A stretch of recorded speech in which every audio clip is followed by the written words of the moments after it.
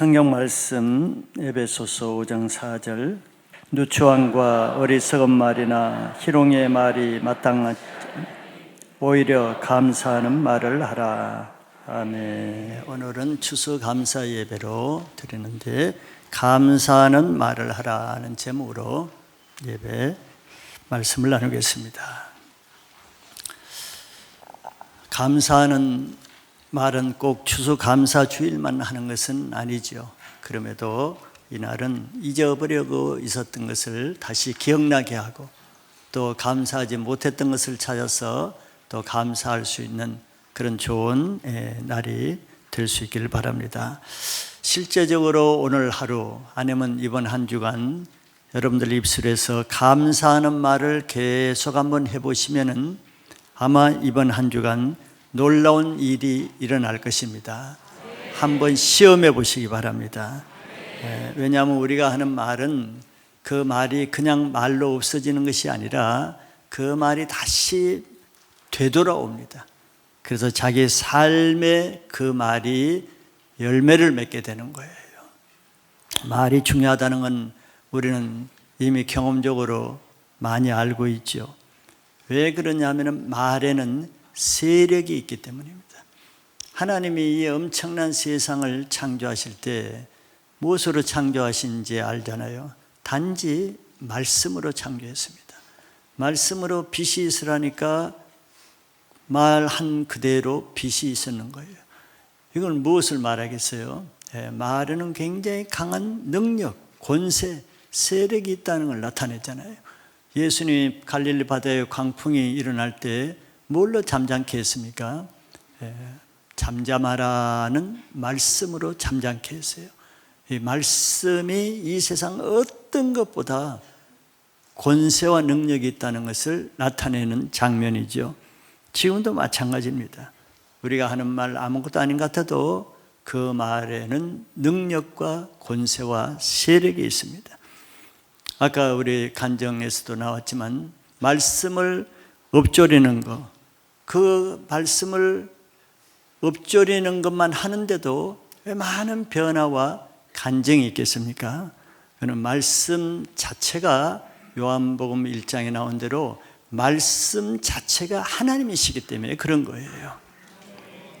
이와 같이 우리가 하는 평범하게 하는 말이지만 또 무심코 하는 말이지만 우리가 하는 말을 통해서 죽을 사람도 살리는 힘이 나타나기도 하고 또 한 사람을 상처로 또 절망으로 죽이는 일도 하는 그런 능력이 우리 말에 있다는 거예요. 말을 함부로 하면 안 되겠죠. 말이 중요합니다. 잠언서 18장 21절에 죽고 사는 것이 혀의 힘에 달렸나니 혀를 쓰기 좋아하는 자는 혀의 열매를 먹으리라 그랬어요. 혀에는 사람을 죽고 살게 하는 힘이 있대요. 그래서 혀를 쓰기를 좋아하는 자는 혀의 열매를 먹는다 그래요. 혀를 선하게 쓰는 사람은 선한 열매를 먹고 혀를 나쁘게 쓰는 사람은 나쁜 열매를 자기가 먹게 된다는 거예요.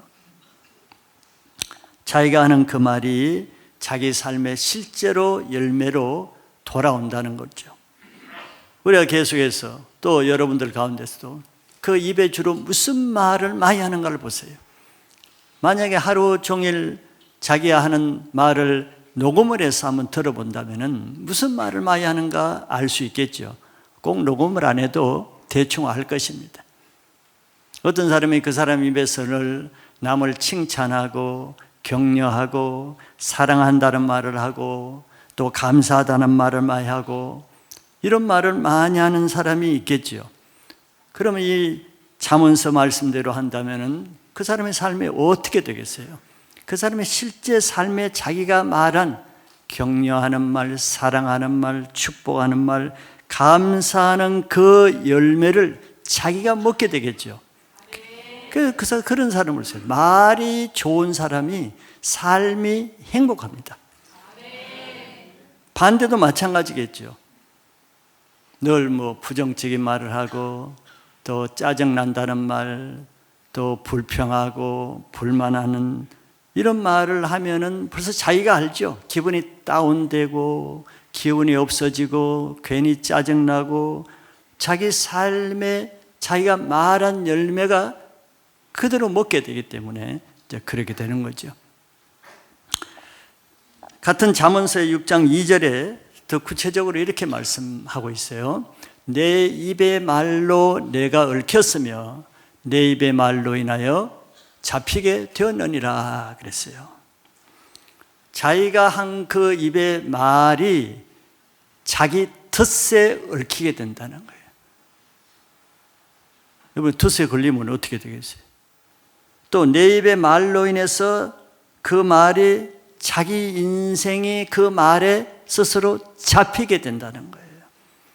말이 굉장히 큰 영향력을 가지죠. 자기 인생을 덫에 걸리기도 하고 자기 인생을 자기가 한 말에 걸리게 되는 거예요. 자승자박이란 말이 있죠. 자기 말에 자기가 잡히는 거예요. 그러므로서 그렇기 때문에 자, 우리 인생이 바뀌는 거, 물론 많은 노력을 하고 돈을 벌고 성공을 해야 바뀌는 것도 있지만 그거는 물리적인 일이고 더 핵심적으로 내 인생을 바꾸는 방법이 저기에 나와 있는 거예요. 뭐 수능 시험을 잘 보고 직장을 잘 들어가고 그런 건 하나의 부수적인 결과요, 수단일 뿐이지 더 근본적인 것은 저 말씀에 의하면 내 입에 말을 바꾸면은 내 인생이 바뀌겠죠. 그 말이 되는 거예요. 저 잠언서 말은 네 인생을 어떻게 바꾸느냐? 네 말을 바꾸면 네 인생이 바뀐다는 거예요. 근데 성경에서 그럼 말을 어떻게 바꾸는가? 뭐 혀를 수술한다고 말이 바뀝니까? 아니죠. 입이 삐뚤어져도 말은 바로 할 수 있다고 그랬어요. 입에서 나오는 말은 입에서 나오는 게 아닙니다. 마태복음은 말은 마음에서 나온다 그랬어요. 마음에서. 그렇잖아요. 마음에서 나오니까 말을 바꿔야 인생이 바꾸는데 이 말을 바꾸기 위해서는 마음을 바꿔야 되는 거예요. 마음을 바꾸면은 어때요? 말이 바뀌죠. 여러분들 마음이 은혜를 받고 강팍한 마음이 부드럽게 되어보세요. 예전에 아주 강팍한 말을 하는 사람이 말이 바뀝니다. 부드럽게. 왜 바뀌겠어요? 마음이 바뀌니까 말이 바뀌는 거예요. 그래서 결국은 마음을 선하게 하면은 선한 말을 하게 되고 선한 말을 하게 되면은 그 말을 따라서 선한 열매가 맺어지겠죠. 이런 원리입니다. 반대도 마찬가지죠. 마음이 좀 악하면은 말이 곱게 안 나오죠. 그럼 말이 곱게 안 나오면은 자기 삶이 곱지 않는 삶으로 바뀌는 거예요. 그래서 결국은 자기가 하는 말이 자기 인생을 좌우한다. 이렇게 말할 수 있죠. 마태복음에서 예수님이 마태복음 12장 34, 35절에서 예수님이 직접 이렇게 말씀하셨어요. 독사의 자식들아, 너희는 악하니 어떻게 선한 말을 할 수 있느냐? 이는 마음에 가득한 것을 입으로 말함이라 그랬어요. 뭘 바리새인들 보고 하는 말이죠. 독사의 자식들이래요. 어떻게 그 사람들이 말이 늘 악하죠. 예수님을 보고도 귀신 들렸다 그랬어요. 예수님을 보고도 미쳤다 그랬어요. 악한 말을 해요. 예수님이 왜 그렇게 그런 말을 한다 그랬습니까? 마음에 가득한 것을 입으로 말함이라. 마음에 그런 독사 같은 악한 마음이 있으니까 말이 그렇게 악하게 나온다는 거예요. 말만 바르게 하려고 해서 바르게 되지 않는다는 거죠. 35절에 선한 사람은 그 쌓은 선에서 선한 것을 내고 악한 사람은 그 쌓은 악에서 악한 것을 내느니라 그랬어요. 자기 마음을 나타내는 것이 자기 말이라는 겁니다. 그래서 선한 말은 자기 인생에 선한 열매를 맺고 나쁜 말은 자기 인생에 나쁜 열매를 맺는다고 말할 수 있는데 자기 인생을 바꾸기 위해서는 마음밭을 기경해야 돼. 마음밭을 좋은 마음밭으로 기경해야 말이 좋은 말이 나오는 거예요. 엊그저께 제가 한 신문에 보니까 그 김영석 교수님 아시죠? 그분이 올해 우리 나이로 106세라고 합니다. 106세. 그분은 그 윤동주 시인과도 뭐 같은 학교도 다니고 김일성도 같은 지역에 살아서 잘 알고 106세가 되니까 역사의 증인이잖아요. 근데 그분은 지금도 책을 써요. 저술할 때. 그분 연대 철학 교수였잖아요. 그래서 최고령 저자로 기네스북에 올랐대요. 100세 넘어서 책 쓰는 사람이 얼마나 있겠습니까? 근데 지금도 책을 써요. 기네스북에 올랐어요. 그래서 그분에게 이런 질문을 한 것 같아요. 교수님의 건강 비결이 뭡니까? 뭐 여러 가지 뭐 음식도 있고 다 했는데 그 중에 저한테 들어오는 그 문자가 뭐였냐면은 그분이 이런 말을 했어요. 100세 넘게 장수하는 사람들의 공통점이 있다는 거예요. 100세 넘는 사람들 장수 비결의 공통점 여러 가지가 있겠지만 그 중에 하나가 남 욕을 하지 않는 거 이렇게 말했어요. 와, 놀라운 말을 했어요. 뭐 잘 먹고 뭐 잘 자고 이게 아니라 공통적으로 100세 넘는 장수하는 사람의 공통점은 남 욕을 하지 않는다는 거예요. 일리가 있지 않겠어요? 여러분들 남 욕하고 비난할 때 그 나쁜 감정, 악한 감정으로 말하잖아요. 그러니까 나쁜 감정이 만드는 독성이 몸에 나오지 않겠어요? 나쁜 독성이 쌓이지 않겠어요?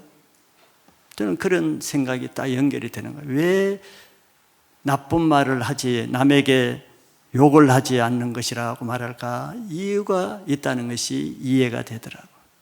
말이 얼마나 중요한가. 자기가 나쁜 말 하면 그 독성이 자기에게 들어오잖아요. 비난할 때 기쁨으로 비난하는 말 하는 사람이 있어요? 남을 욕을 하는데 즐겁게 감사하면서 욕하는 사람이 있어요? 그렇지 못하죠. 그러니까 나쁜 감정, 악한 감정을 하니까 우리 몸에 뭐가 나오겠어요? 네.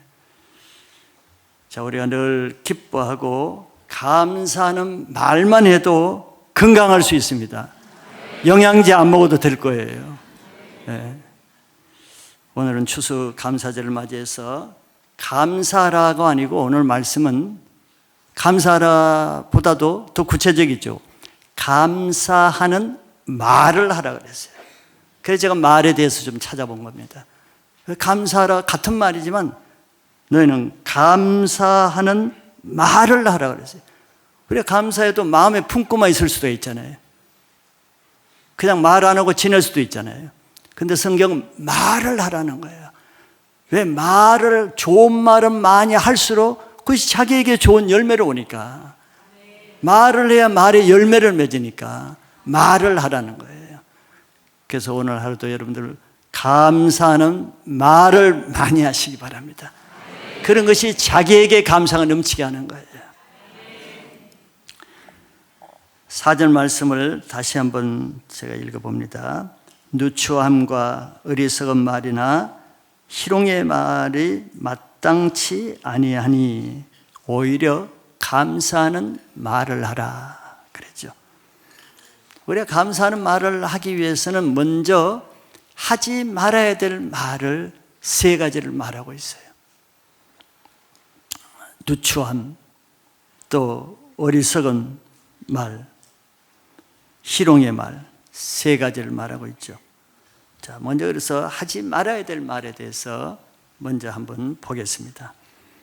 감사하는 말을 하기 위해서는 감사하지 못하게 하는 말, 감사하는 말이 안 나오게 하는 말, 그런 말을 하지 말아야겠죠. 예를 들어 우리가 불평하면서 감사하기가 쉽지 않잖아요. 남을 비난하면서 그 사람에게 감사하는 말 할 수 없겠죠.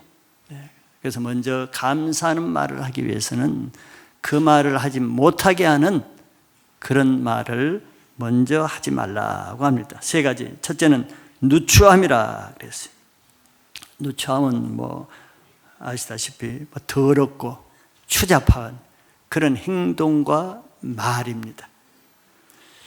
이는 3절에 이런 말을 한 다음에 했어요. 이제 3절은 우리가 읽질 않았지만 3절은 이런 말씀입니다. 음행과 온갖 더러운 것과 탐욕은 너희 중에서 그 이름조차도 부르지 말라. 이는 성도에게 마땅한 반이라 그랬어요. 이게 누추한 말입니다. 음행, 온갖 더러운 것, 탐욕 같은 거, 이런 말은 입에도 이름조차도 부르지 말라 그랬어요. 이런 더러운 말을 하면은 감사하는 마음이 없어질 뿐더러 더러운 열매를 자기가 먹게 되는 거예요. 자기 인생이 더러워지는 것은 많은 것도 있지만 그 사람이 입이 더럽기 때문에 그랬어요. 말이 더러우면은 더러운 인생이 되는 거예요. 두 번째는 어리석은 말입니다. 어리석다는 것은 진리가 아닌 거짓된 말을 말하죠. 우리가 뭐 좋은 일에 거짓말 하겠습니까? 남을 비난하고 모함하고 나쁘게 해코지할 때, 그럴 때 꼭 거짓말로 그렇게 하죠. 거짓은 사단의 거짓의 압이라 그랬습니다. 거짓말하는 것은 다 사단으로부터 나온 거예요. 그런 사람에게는 자기가 말한 그 거짓된 열매가 자기 인생에 주어지게 되겠죠. 말씀대로 하면. 왜 인생이 자꾸 왜곡되고 거짓되고 제대로 되는 것이 없을까? 자기 말에 거짓이 있으면은 그 자기가 하는 거짓된 그 말이 자기 인생에 그대로 열매를 맺게 된다는 뜻이죠. 그래서 이런 말들은 이름도 부르지 말라고 했습니다. 세 번째 한 가지는 희롱의 말입니다. 희롱. 저질스러운 말로 남을 놀리고 모욕하고 비꼬는 말이죠. 이런 것은 다 악한 데서 나오는 것이죠. 진리가 아닙니다. 더러운 말이죠. 이런 더러운 말을 하면은 자기 인생에 더러운 저질스러운 열매가 맺게 되는 거예요. 이 세 가지는 공통적입니다. 하나님으로부터 나오지 않는 말은 다 누추하고 어리석고 더러운 말이에요.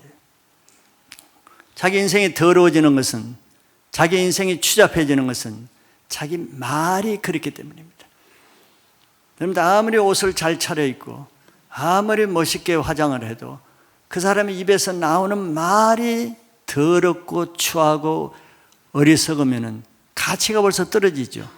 그 사람의 인생은 그 옷차림에서 나오는 것이 아니고 그 사람의 입에서 나오는 말이 그 사람의 인생을 나타내는 것입니다. 모든 말은 세력이 있기 때문에 이런 세 가지, 이런 말을 듣는 사람도 마음을 상하게 하고 듣는 사람도 그 영혼을 더럽히게 할 뿐더러 자기 영혼을 더럽히는 역할을 합니다. 그래서 그런 말은 이름조차도 부르지 말고 남을 축복하는 선한 말로 자기 인생을 아름답게 가꿀 수 있길 바랍니다. 두 번째로 오늘 우리가 보고자 하는 것은 그러면 해야 할 말에 대해서 봅니다. 해야 할 말은 한 가지죠. 오히려 감사하는 말을 하라고 했습니다. 감사하는 말을 하면은 그 말이 되돌아와서 내 삶에 감사한 열매가 맺어져요. 실제로 감사가 넘치는 열매를 맛보게 됩니다. 그런데 감사한다는 이 단어를 제가 보니까 헬라어인데 유카리스티아라는 이 말인데 이 말에 어디서 나오는가를 보니까 카리스라는 말에서 나온 거예요. 우리 카리스 1층에 있잖아요. 카리스는 기쁨이라는 뜻입니다. 이 감사라는 단어의 어원을 보니까 기쁨이라는 뜻이 있는 거예요. 그러니까 하나님의 기쁨이 있는 사람의 마음에서 감사가 나온다는 뜻이 되고, 감사하는 마음에는 항상 기쁨이 있다는 뜻도 되는 거예요. 그러니까 기쁨과 감사는 같이 갑니다. 감사하는데 뭐 기쁘지 않을 수가 있겠어요? 감사하는데 기분 나빠요? 그러지 않죠. 감사와 기쁨은 같이 갑니다. 그래서 하나님 안에서는 우리는 항상 기뻐하고 항상 감사할 수 있는 거예요. 데살로니가전서 5장 18절에 범사에 감사하라. 이것이 그리스도 예수 안에서 너희를 향하신 하나님의 뜻이니라 그랬어요. 여기 감사의 범위가 있죠. 조건이 있죠. 범사라는 말입니다. 뭐 감사할 일에 감사하는 것은 어렵지 않죠. 물론 어떤 사람은 감사해야 마땅한데도 감사하지 않는 사람이 있어요. 물론 마음으로는 할지 몰라도 오늘 말을 하라 그랬는데 말로는 하지 않는 사람이 있어요. 그런 감사의 효과는 나타나지 않는 거죠. 그런데 오늘 보니까 감사할 일에만 감사하는 것이 아니고 범사에 감사하라 했습니다. 범사라는 것은 모든 것입니다. 모든 일에 감사하라는 거예요. 모든 일에는 나쁜 일, 어려운 일, 억울한 일, 이해할 수 없는 일, 기가 막힌 일, 정말 절망스러운 일 다 포함되겠죠. 그런 일에도 감사하라는 거예요. 왜 그러냐? 이것이 그리스도 예수 안에서 너희를 향하신 하나님의 뜻이니라 그랬어요. 이것이 우리를 향하신 하나님의 뜻이래요. 여기 조건이 그리스도 예수 안에서라 그랬잖아요. 그러니까 예수 그리스도 안에서는 모든 상황에서 감사할 수가 있는 것입니다.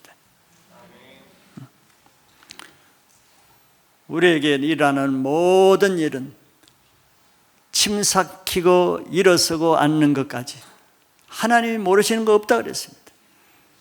참새 2마리가 한 아사론에 팔리는 것도 하나님이 다 아셔요. 머리털까지도 다 세심 받으셨어요. 하나님이 모르시고 일어난 일은 아무도 없다는 것은 우리에게 일어난 모든 일은 다 하나님이 주관하시고 알고 계시다는 거예요. 그러면 하나님이 아시면 되지 않아요? 내 형편이 우선이면은 뭐 하나님이고 뭐가 없지만 내가 예수 그리스도 안에 있는 사람이라면은 하나님이 나를 아신다면 그걸로 오케이, 모든 것은 다 된 것입니다. 그러므로 감사는 어떤 상황과 사건이 아니에요. 상황과 사건 때문에 감사할 수 있는 게 아닙니다. 감사는 자기 마음의 태도가 결정하는 겁니다. 자기가 하나님께 어떤 일이라도 감사하기로 결정하는 내 마음이 모든 일에 감사할 수 있게 하는 거예요. 실제로 그렇지 않아요? 내가 감사하려고 하면 모든 것이 감사할 수 있습니다. 근데 내 마음이 그렇게 하지 않겠다 그러면은 감사할 일에도 불평하는 거예요. 시편 136편 1절에 여호와께 감사하라. 거의 원문에는 왜냐하면 그 접속사가 있어요. 여호와께 감사하라. 왜냐하면은 그 이유는 그는 선하시며 그 인자하심이 영원함이로다. 감사해야 되는 이유가 저겁니다.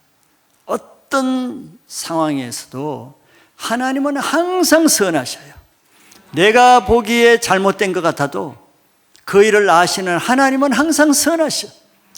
그리고 그 인자하심이 영원해. 지금도 하나님은 인자하신 분이에요. 우리가 여호와께 감사해야 될 이유가 저 2가지라요. 그는 항상 선하시고 항상 인자하심이 영원하기 때문에 우리는 모든 일에 지금 우리가 처한 상황 모든 형편에도 우리는 감사할 수 있기를 바랍니다. 왜냐하면 하나님은 내가 어려운 거 기가 막힌 일 모르시겠어요? 다 아시죠. 그리고 그 하나님은 우리를 사랑하세요, 안 하세요? 우리를 사랑하신단 말이에요. 또 그분은 우리에게 악한 것을 행하지 않아요. 선하신 분이기 때문에 내게 좋은 것을 행하시길 원해. 그런데 우리가 보기에는 좋은 것 같지 않고 선한 것 같지 않고 잘못된 것 같은 일도 많이 일어나죠. 그거는 오늘 우리 아까 찬송한 것 중에도 그런 가사가 나오더라고요. 모든 것을 합력하여 선을 이루시는 하나님이 일하시는 방법이 다르기 때문입니다. 우리는 단순하잖아요. 하나님이 사랑하시면 나에게 항상 좋은 것만 주셔야지 왜 이렇게 어려움도 주시나 단순한 생각을 하시죠. 그런데 하나님은 합력하여 선을 이루신대요. 그래서 우리는 이해를 잘 못하는 거예요. 정말 하나님이 계시면 나에게 이렇게 하실 수가 있을까? 이런 생각을 하게 되죠. 하나님이 일하시는 방법은 합력하여 선을 이룬다는 거예요. 그래서 우리는 어려움이 있을 때 하나님은 나를 사랑하시고 항상 선하시고 인자하심이 지금도 영원하신 것을 믿을 때 모든 상황에서 우리는 감사할 수 있습니다. 그래서 하나님을 신뢰하는 나의 태도가 항상 감사할 수 있게 만드는 거예요.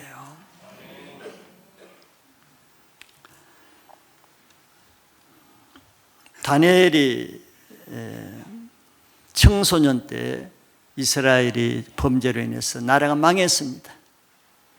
그래서 적국 바벨론의 포로가 되었죠. 포로 백성이 됐어요. 그러면은 참 기가 막히잖아요.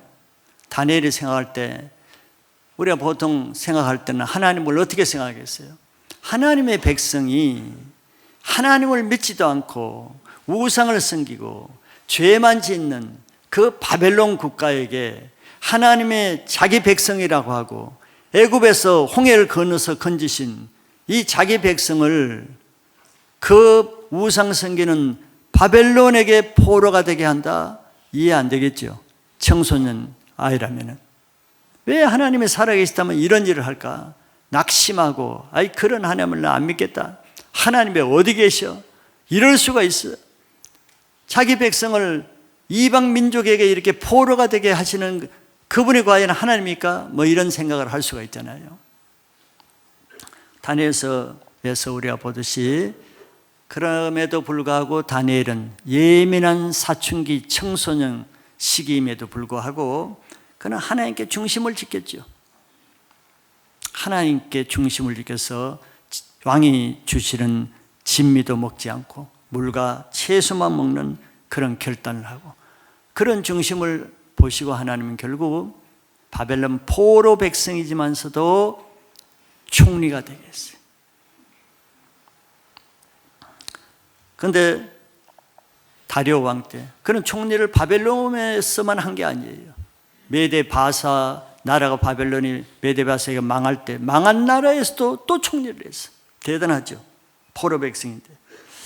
그러니까 주위에 얼마나 시기하는 사람이 많겠어요. 다른 총리들 대신들이 이 다니엘을 시기해서 고속거리를 만들어서 죽이려고 했습니다. 그런데 샅샅이 다 찾아봤는데 다니엘의 고속거리를 찾을 수가 없어요. 원체 청렴결백했기 때문에 잘못을 찾을 수가 없는 거예요. 그래서 허탕을 쳤어요. 그래도 계속 미운 마음, 시기심이 있으니까 어떻게든지 죽이려고 하는 거죠. 그래서 종교적인 고속거리 외에는 다니엘을 책망할 거리를 찾을 수가 없어요.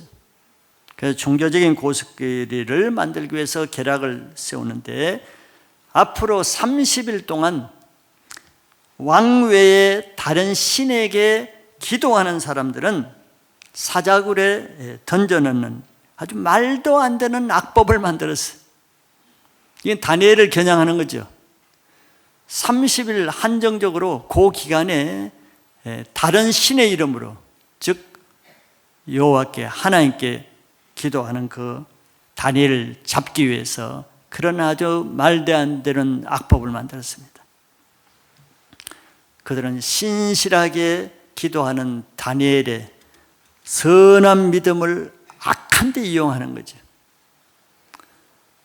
그런데 사실 뭐 다니엘 편에서 보면은 30일 동안 하나님께 양해를 하고 기도 안 하면 되기도 하고, 기도하더라도 그냥 조용히 소리 안 내고 묵상기도 하고, 그리고 이불 속에서 그냥 하가다 하면 되는 거예요. 뭐 조용히 30일만 지나면 되니까 우리 같으면 그런 지혜를 짜내겠죠. 그런데 다니엘은 그 법령이 제정된 것을 알고도 그날 집에 들어가서 평소 하던 대로 다락방 2층에 올라가서 예루살렘을 향한 창문은 다 열어놨어. 예루살렘을 향한, 문이라도 꼭꼭 닫고 기도하면 안 들릴 거 아니에요. 그런데 솔로몬이 성전을 짓고 나서 기도했죠. 누구든지 이 성전을 향해서 기도하는 그 기도를 하나님께서 들어달라고 그런 기도를 했단 말이에요. 그러니까 다니엘이 그걸 알고는 예루살렘 성전을 향한 창문은 다 열어놓고 기도하는 거예요. 그것도 한 번 하는 것이 아니고 하루 3번씩 무릎을 꿇고 기도했다 그래서 창문을 열어놨으니까 뭐 그 고소자들이 다니엘 주변에 그냥 진을 치고 있을 거 아니에요. 기도 소리 듣기 위해서 녹음기까지 동원할 뻔했는데 녹음기는 없었겠죠. 그런데 창문을 열어놨으니까 뭐 다 들었겠죠. 다니엘은 사람을 두려워하기보다 하나님 앞에 중심을 지켰어요. 그걸 다니엘서 6장 10절에 이렇게 기록하고 있습니다. 다니엘이 이 조서의 왕의 도장이 찍힌 것을 알고도 자기 집에 돌아가서는 윗방에 올라가 예루살렘으로 향한 창문을 열고 전에 하던 대로 하루 3번씩 무릎을 꿇고 기도하며 그의 하나님께 감사하였더라 그랬어요. 참 대단하죠. 다니엘의 마음에는 지금 얼마나 억울한 마음이 있겠어요. 자기가 뭐 잘못해서 지금 잘못해서 이런 비방과 고소를 받는 게 아니잖아요.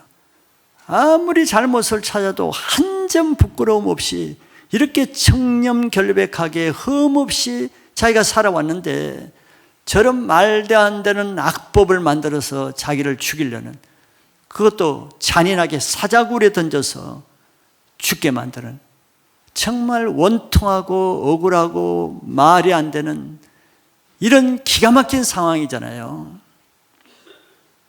세상이 정말 이렇게 악할 수가 있는가? 그 억울한 마음을 가지고 기도했겠죠. 그런데 우리는 그렇게 했을 것 같지만 다니엘의 기도는 좀 달랐죠. 하루 3번 무릎을 꿇고 기도했다는 말만 나오는 것이 아니고, 저는 그 뒤에 말에 요점을 가지고 저 구절을 봤습니다. 꿇고 기도하며, 그 다음 말이 중요하게 보였어요. 그의 하나님께 감사하였더라 그랬어요. 지금 감사가 나오기가 쉽지 않잖아요. 이런 기가 막힌 억울한 사정에서 불평, 원망, 심지어는 하나님께도 따지고 싶잖아요. 하나님, 내가 무엇을 잘못했습니까? 내가 청소년 때부터 포로를 끌려와서 한 번도 내가 하나님께 범죄한 적이 없고 중심을 지켜서 여기까지 왔는데 내가 뭐를 잘못했기에 내 인생을 이렇게 사자굴에 잡혀 먹히는 인생이 되게 합니까? 뭐 이렇게 좀 하소연할 만도 하잖아요. 그런데 그는 기도는 뭐 사람들이 할 수 있으니까 하겠죠. 그런데 그의 하나님, 자기 하나님께 감사하였더라 그랬어요. 그의 하나님이란 말도 참 의미가 있죠. 우리는 기도할 때 그냥 객관적인 전능하신 하나님, 하늘에 계신 하나님, 우리의 하나님, 우리 교회에 함께 하시는 하나님, 이런 하나님은 생각하잖아요. 그런데 정말 하나님과 친밀한 관계를 가지고 있는 사람은 조금 다르죠. 나의 하나님입니다. 나의 하나님. 나의 하나님. 나의 하나님으로 될 때 그 하나님은 실제 자기 하나님이 되는 겁니다. 이사야서 43장 10절에도 이런 말씀이 있어요. 두려워하지 말라, 내가 너와 함께함이라. 그 다음에 놀라지 말라, 나는 내 하나님이 됨이라 그랬어요. 온 우주의 하나님, 전능하신 하나님, 이 나라의 주인이신 하나님, 뭐 그거는 우리가 다 기도도 하고 잘해요. 그러나 더 중요한 것은, 그것도 중요하지만, 만군의 주도 중요하지만 더 중요한 것은 그 만군의 하나님이 나의 하나님인가 너의 하나님인가 교회의 하나님인가, 그 차이는 있는 거예요. 그런데 그 하나님이, 천지를 창조하시는 하나님이 나의 하나님이 되시길 바랍니다. 다니엘은 그런 신앙을 한 거예요. 그런 신앙. 그의 하나님께 감사하였더라 그랬어요. 그 지금 감사가 잘하고, 보통 사람이라면 감사가 지금 나올 형편이 아니잖아요. 하소연이 나올 편인데, 투덜거리고 불평하는 말이 나올 편인데, 하나님께, 자기 하나님께 감사하였더라 그랬어요. 기도하는 것도 능력이 있지만 그 기도가 능력 있게 하신 그 하나님의 핵심 포인트는 자기 하나님께 감사하며 기도했다는 것에 있는 줄 믿습니다. 오늘 뭐 감사 찬양을 많이 하셨는데, 지금까지 여기 있게까지 하신 것, 숨 쉬는 것, 살아있게 한 것, 뭐 여러 가지 감사 많이 있죠. 다니엘이 뭘 감사했을까 한번 생각해 볼 수 있겠죠. 우리는 뭐 다니엘이 큰 거를 뭐 엄청나게 큰 거, 나를 총리가 되게 한 거, 물론 감사하죠. 그런 것만 감사했을까?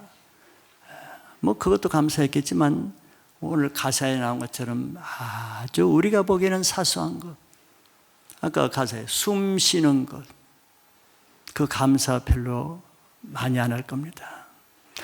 다니엘도 뭐 다니엘에게는 우리에게 없는 특별히 감사거리가 많아가지고 감사했을 거라고 생각하기보다는 나의 하나님이니까, 첫째로 하나님이 나의 하나님이신 것을 가장 크게 감사했을 것 같아요. 그게 가장 크지 않아요? 저도 어떤 때 하나님이 제 하나님이 되어주신 것 정말 감사합니다, 이런 기도를 좀 할 때가 있어요. 난 그것이 가장 큰 감사더라고요. 그 전능하신 하나님이, 다니엘의 하나님, 모세의 하나님, 아브라함의 하나님인데 그 바로 그 하나님이 나의 하나님도 되어주시는 게 너무 감사한 거예요. 다니엘도 그런 기도를 했을 것 같아요. 홍해를 건너신 그 야훼 하나님이 내 하나님이 되신 건 너무 감사합니다. 내가 지금까지 포로 백성으로서 하나님이 그 나의 인생을 형통하게 하셔서 세대에 걸쳐서 총리가 되게 하신 것도 감사하고, 이렇게 어려운 가운데서도 절망하지 않고 기도할 수 있게 한 것도 감사하고, 뭐 그런 사소한 것, 우리가 보기에는 사소한 것, 오늘 하루 일어나게 하신 것 감사하고, 내가 예수 믿게 하신 것 감사하고, 오늘 내가 세상에 나가지 않고 교회에 나와서 예배 드릴 수 있게 하신 것 감사하고, 뭐 이런 것이 가장 기본적인 감사 같아요. 우리는 그걸 무시해서 그렇지.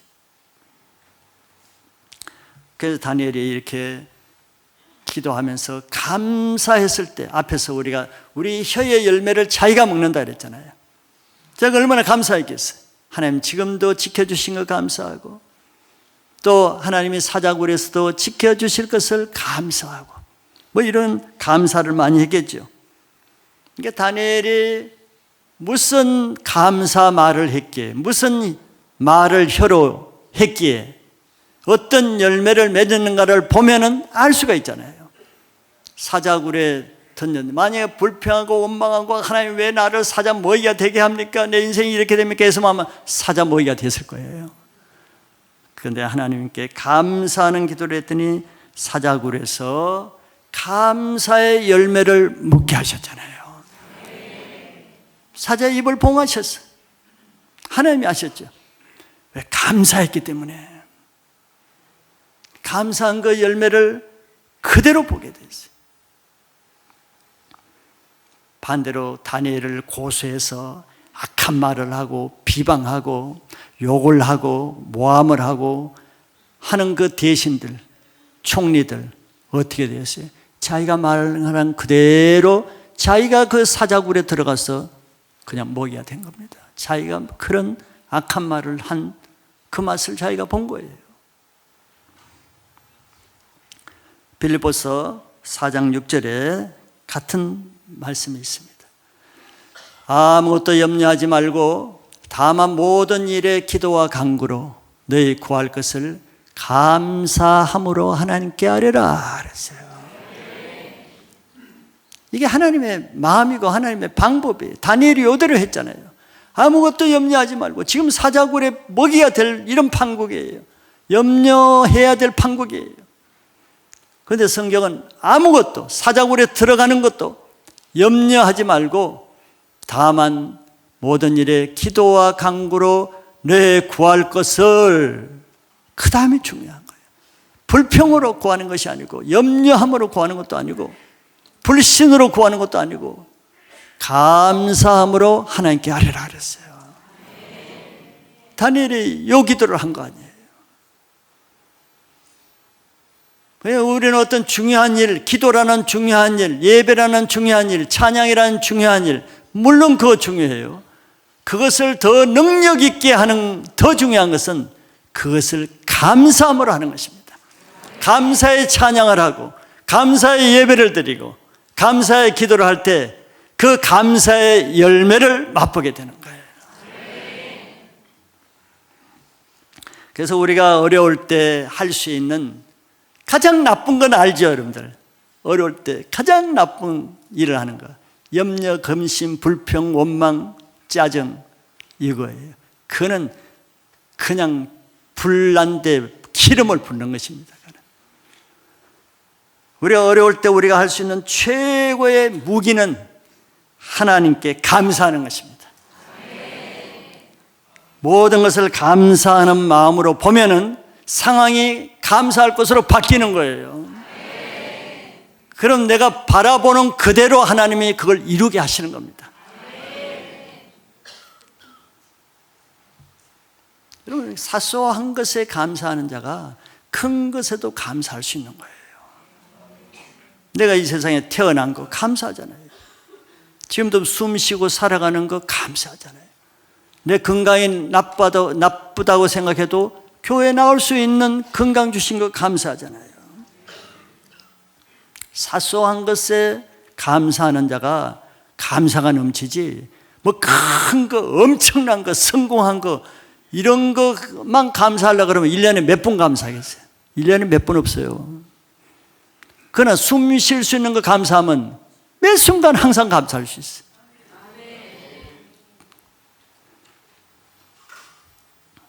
그래서 감사하는 사람이 행복한 열매를 맺게 됩니다. 가장 행복하게 사는 사람 보세요. 뭐 돈이 많아서 행복해요? 돈 많은데 맨날 짜증내고 화내고 욕하고 행복해요? 행복하지 않아요. 쓴 열매를 먹어요. 돈을 가지고도. 근데 가진 것이 없어도 감사를 많이 하는 사람은 항상 기쁨이 있고 행복한 열매를 맺는 거예요. 누가 감사가 많은가? 우리는 많이 받고 얻고 누리면 감사가 많을 것 같죠. 그런데 실제로 반대입니다. 주는 자가 받는 자보다 복 있다고 한 하나님의 말씀이 있어요. 그래서 늘 남을 위해서 주고자 하고 남을 섬기고자 하고 남의 유익을 위해서 살고 자기 유익을 취하지 않고 이러면 굉장히 어려울 것 같죠. 그런데 은혜가 있고 감사가 많은 사람은 그런 사람입니다. 자기를 위해서 살려는 사람은 많이 얻을 것 같은데, 얻을 수는 있을 것 같은데 감사는 없고 기쁨은 없고 은혜는 적어요. 그거 왜 그렇지? 하나님의 원리. 주는 자가 받는 자보다 복이 있다. 이 원리 때문에 그래요. 그래서 내가 은혜가 없다, 감사할 거리가 나가 없다, 생각이 안 난다, 섬기는 삶, 주는 삶, 베푸는 삶, 남의 유익을 위해서 살아보세요. 뭐 꼭 물질뿐만 아니라 말이라도 남을 잘되게 하는 말, 격려하는 말, 남을 칭찬하는 말, 남의 기운을 돋는 말, 말로라도 남을 섬기는 삶을 살아봐요. 그것이 다 나에게 옵니다. 자기 자신이 기뻐지는 거예요. 그런데 늘 받으려고 해보세요. 받으려면 마음이 오그라듭니다. 그러죠? 요거 받았으면은 이걸 만족하게 되질 않아요. 더 안 주는 것 때문에 꼭 불평합니다. 배반하는 사람 보세요. 뭐 나쁜 일을 배반해요. 자기가 많이 받았는데 더 안 주기 때문에 배반하는 거예요. 받는 사람은 언젠가는 불평하게 되어 있습니다. 내가 원하는 만큼 못 받으니까. 10가지를 받아도 1가지 못 받으면 그것 때문에 불평하게 되는 거예요. 받는 것은 거머리입니다. 거머리는 아무리 피를 빨아도 족하다, 만족하다 하지 않는데요. 불행의 원인은 자기만을 위해서 사는 것이 불행의 원인입니다. 남이 원인이 아니에요. 나만을 위해서 얻고자 하고 받고자 하고 누리고자 하고 끝이 없어요. 그런 사람이 감사가 있어요. 받은 것에 감사 없어요. 당연시하지. 거지 근성입니다. 거지들은 많이 다 남의 도움으로 살아가잖아요. 그런데 그 사람들이 감사가 별로 없죠. 왜? 자기는 거지니까 당연히 받아야 된다는 거예요. 저 사람이 안 주는 것은 저 사람이 잘못이라는 것입니다. 그러니까 안 주는 사람을 욕을 하고 원망을 하니까 그 마음에 감사가 있어요. 원망, 짜증, 불안, 불평. 거지기 때문에 돈이 없어서 행복하지 않는 게 아니란 말이죠. 마음에 감사가 없기 때문에 불행한 거예요.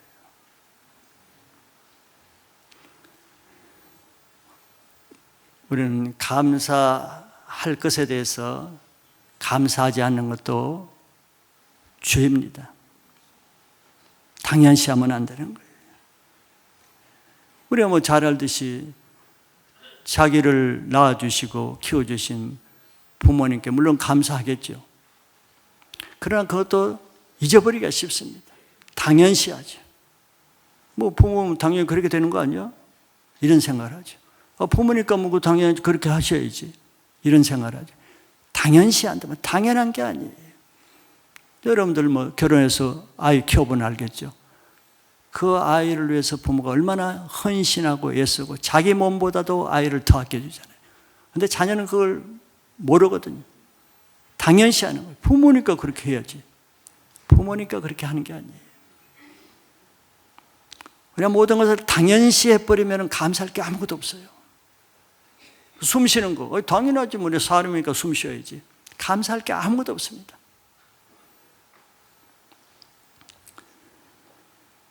불평할 일이 있을 때 그 불평을 없애는 것은 무엇을 채운다고 불평이 없어지지 않습니다. 채우면 또 다른 불평이 나와요. 불평하는 마음이 있을 때 그걸 해결하는 방법은 마음을 바꿔서 감사하는 말을 해버리면 불평이 없어집니다. 그렇게 그런 문제를 해결해야지. 자기가 원하는 걸 다 채운다고 감사가 되겠어요? 그거는 말이 안 되는 거예요. 우리는 추수감사절을 맞이해서 나를 위해서라도 내 말을 바꿔야 됩니다. 말을 바꾸기 위해서는 마음의 태도를 바꿔야 돼요. 부모를 바라보는 태도, 이웃을 바라보는 태도, 내 동역자를 바라보는 태도, 태도를 부정적이고 나쁘게 불만족으로 바라보면 말이 그렇게 나오겠죠. 그러나 좋게 아름답게 감사하는 대상으로 바라보면 말이 그렇게 나오겠죠. 그게 방법이에요. 마음의 태도에서 감사가 나오지 어떤 사건, 형편, 일이 좋게 된다고 감사가 나오는 게 아니에요. 그럼 쉬운 것이죠. 오히려 일을 감사거리를 만들어서 내가 뼈 빠지게 노력해서 감사거리를 만들어서 감사하려고 하면 1년에 몇 번 감사하겠어요. 그러나 내가 마음의 태도를 바꾸면 수시로 감사할 수 있는 거예요. 저 사람을 볼 때도 마음의 태도를 좋게 선하게 긍정적으로 보면 감사할 거리 얼마나 많겠어요.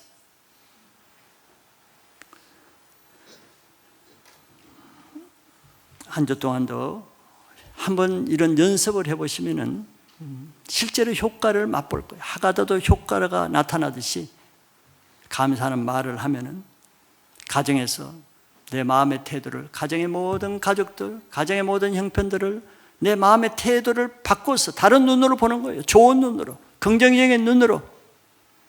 그럼 말이 나오겠죠. 감사하는 말로, 긍정적인 말로. 그런 가정의 분위기가 바뀌겠죠. 또 마찬가지로 여러분들 셀에서도 셀의 동역자들, 다른 셀원들 내 마음을 바꿔봐요. 셀 분위기가 달라집니다. 천국이 될 거예요. 왜? 말이 달라지니까. 보는 눈이 달라지면 말이 달라지잖아요. 그래서 이번 주 셀에는 감사하는 말로 셀 분위기를 한번 바꿔보시고 그걸 맛보시면 여러분들의 인생이 천국이 될 것입니다. 그리고 매일 사실 어렵지만서도 습관이 되기까지는 어렵겠지만서도 매일 적게는 하루 3번 정도라도 내가 감사하는 말을 한번 해보는 거예요. 3번 별로 힘들지 않을 거 아니에요. 아까 말했던 숨 쉬어서 감사하다. 오늘 아침 밥 먹을 수 있어서 감사하다.